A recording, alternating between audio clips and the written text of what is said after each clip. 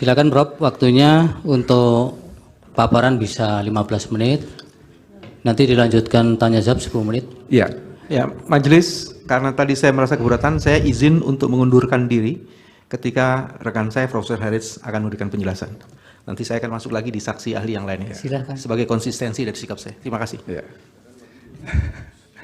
Majelis yang mulia, saya kira sebelum Saudara Bambang Wijayanto meninggalkan tempat. Sudah nggak apa-apa Pak Edi, itu kan haknya beliau juga. Ya, saya kira saya berhak untuk tidak terjadi karakter assassination karena begitu dikatakan oleh Saudara Bambang hari ini pemberitaan dengan seketika mempersoalkan keberadaan saya.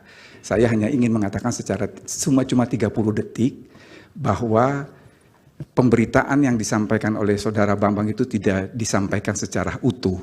Pada saat itu Ali Fikri juru bicara mengatakan akan menerbitkan sprindik umum dengan melihat perkembangan kasus. Dan yang kedua, status saya sebagai tersangka sudah saya challenge di Pengadilan Negeri Jakarta Selatan dan putusan tanggal 30 membatalkan status saya sebagai tersangka. Jadi saya berbeda dengan Saudara Bambang Wijayanto yang ketika ditetapkan sebagai tersangka, dia tidak men-challenge tapi mengharapkan balas kasihannya Jaksa Agung untuk memberikan deponer. Terima kasih. Majelis Mahkamah Konstitusi yang saya muliakan, para kuasa hukum paslon 01 dan paslon 03. Pak Edi, ini Prof, izin dari kampusnya belum ada ya?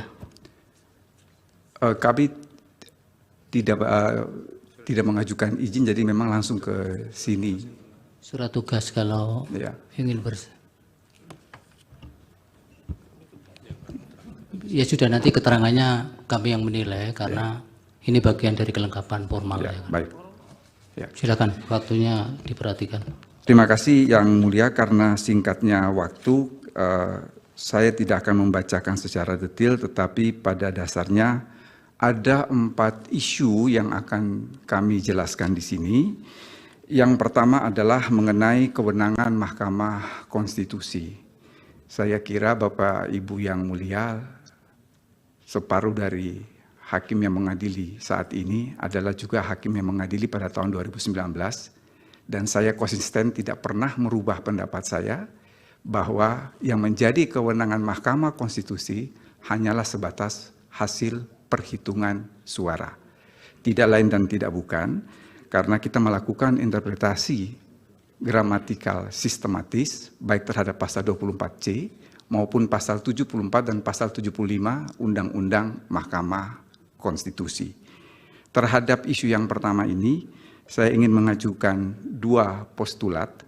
Yang pertama adalah primo execuenda est verbis vis ne ceremoni visto obliteratur oratio si felix sine argumentis, yang berarti perkataan adalah hal pertama yang diperiksa untuk mencegah adanya kesalahan pengertian atau kekeliruan dalam menemukan hukum.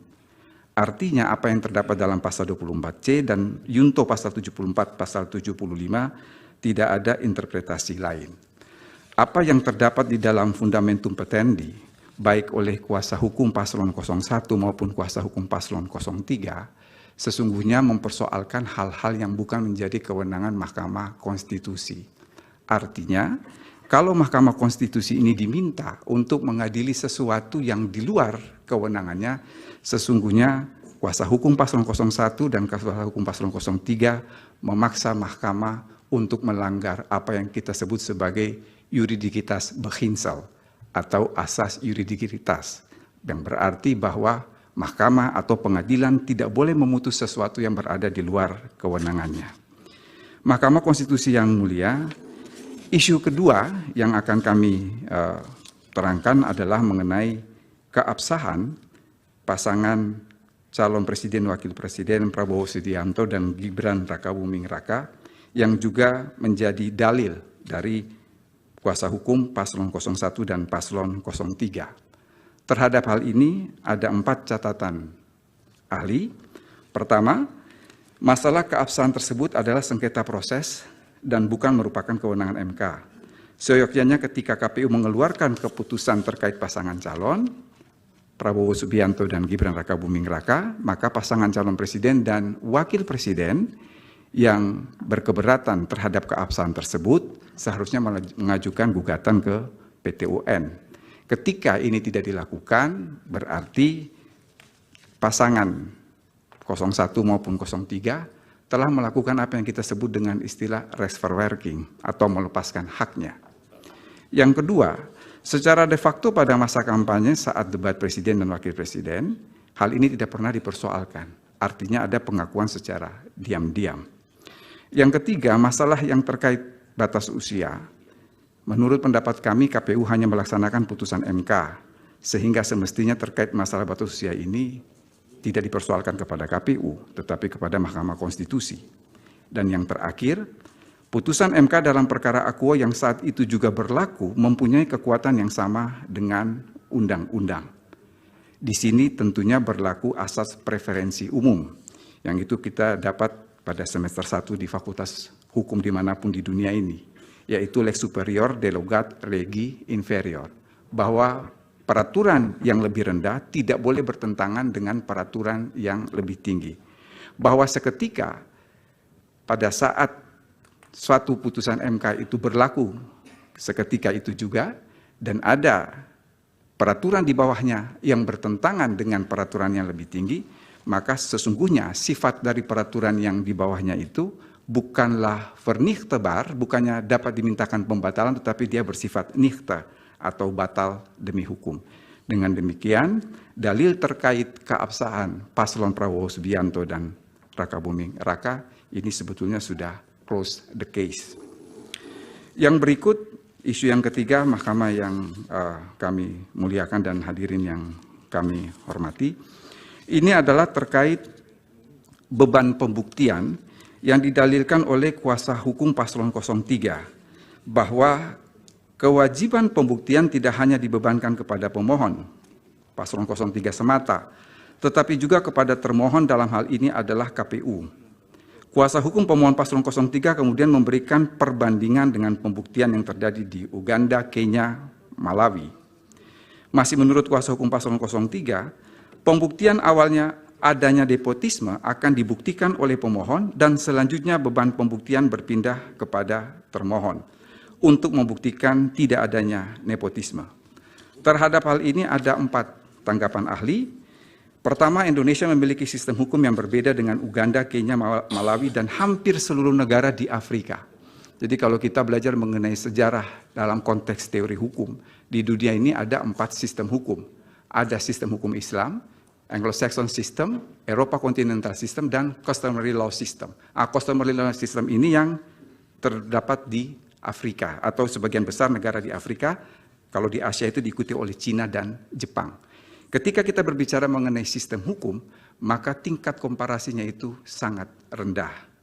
Dengan demikian, kalau kita kembali kepada hukum positif Indonesia, sesungguhnya kita hanya mengenal 3 teori pembuktian yang menjadi bewijsgronden atau dasar pembuktian.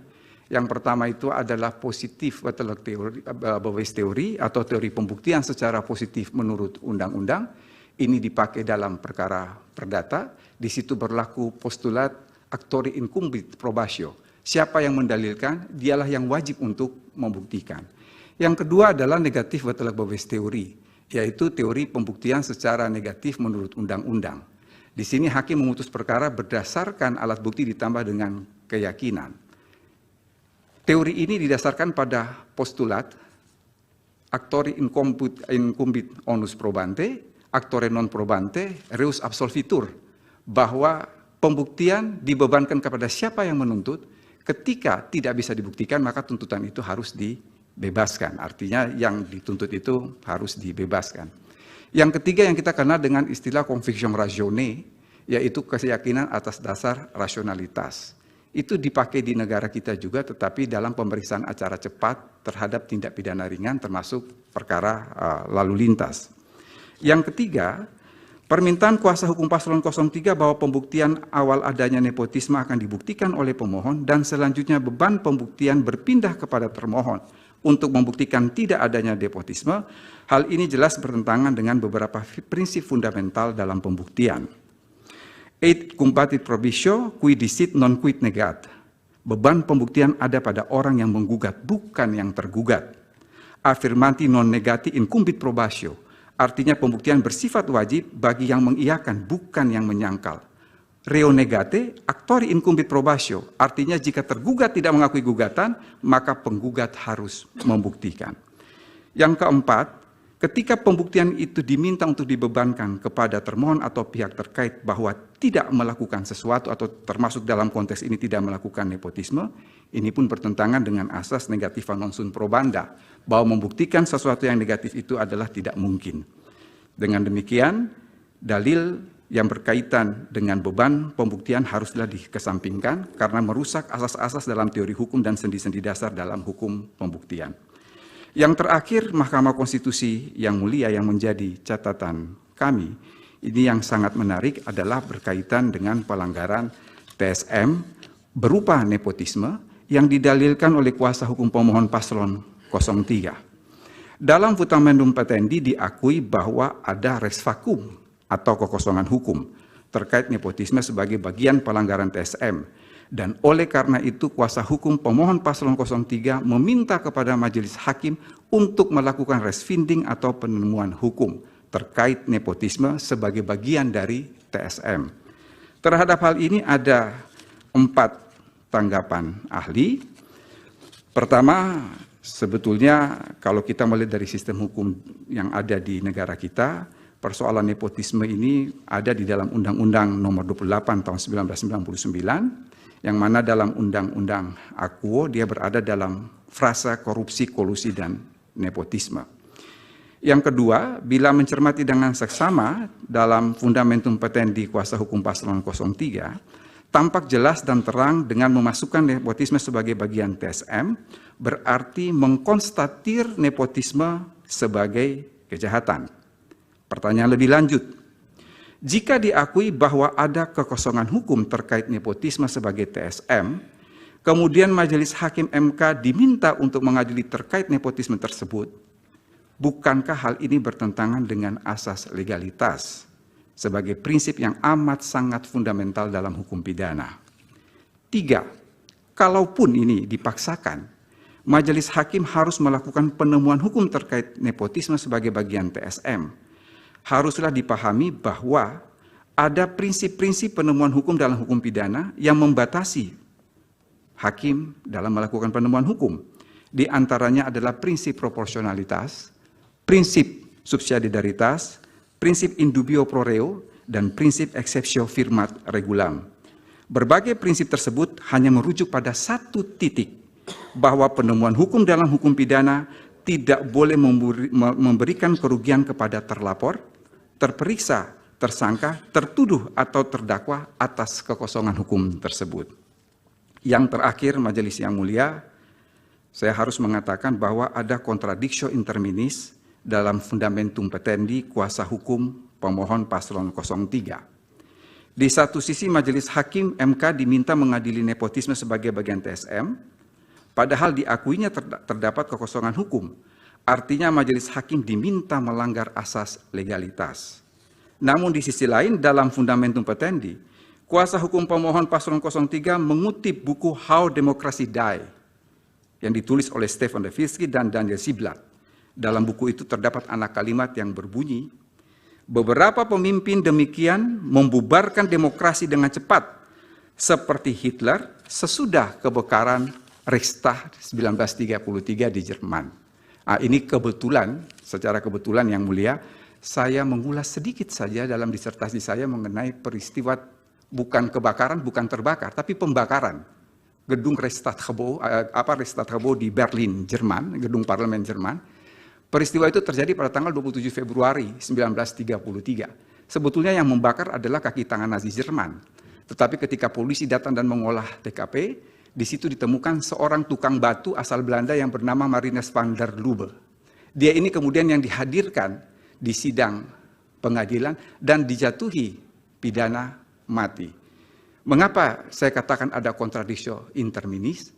Sebab Marinus van der Lubbe ditangkap, Hitler memaksa waktu itu mendesak Presiden Jerman Paul von Hindenburg untuk mengeluarkan dekret Dekret itu dikeluarkan tanggal 23 Maret 1933 dan diberlakukan surut 31 Januari 1933 supaya bisa menjatuhkan pidana mati terhadap Marinus van der Lubbe. Bahkan tidak hanya itu, Hitler memaksa pengadilan di Leipzig untuk melanggar asas legalitas. Ya, Jadi udah di cukup. sini Nggak ada kontradisio diketerangan kan itu, Pak.